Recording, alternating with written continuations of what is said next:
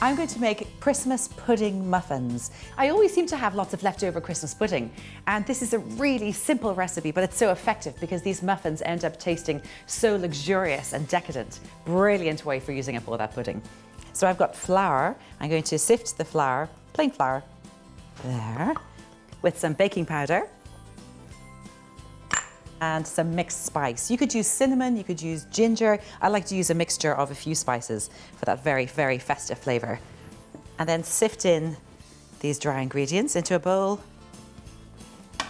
And then some caster sugar is going in too. Okay, so mix together the dry ingredients. And the wet ingredients. An egg. This is such a simple recipe.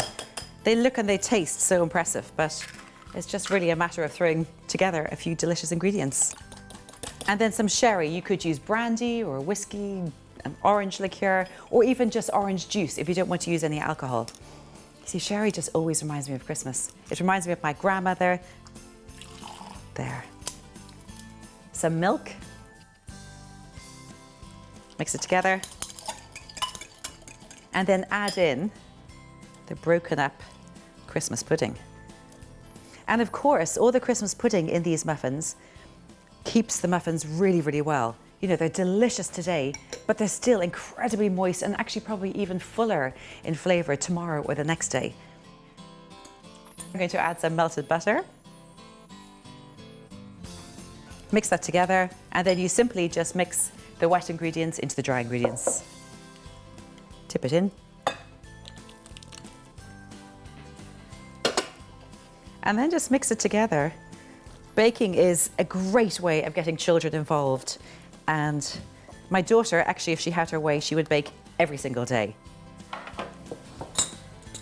Divide the mixture between the 6 muffin cases. Take a spoonful and then you scoop it off.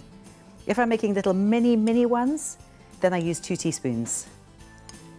If someone's just call in unannounced for a cup of coffee for a bit of Christmas cheer, these would just be perfect. So these are going to go into the oven for about 20 to 25 minutes. When they're cooked, they'll be a deep golden brown in color, and there'll be a gentle spring in the center when you press them.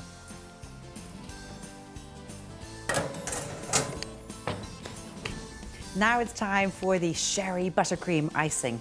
And this is made with a little bit of butter to make this really gorgeous, quite fluffy icing on top of the muffins, which makes them quite luxurious. Of course, you could just leave the muffins plain as they are without any icing, but no, it's Christmas. Okay, butter is really nice and soft.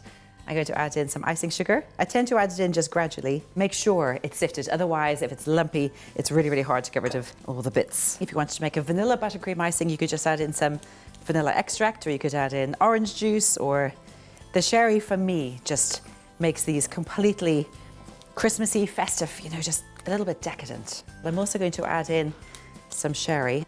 So about a tablespoon or 2 of sherry. It'll depend how much you need, you know, how thick or thin you want this buttercream icing to be.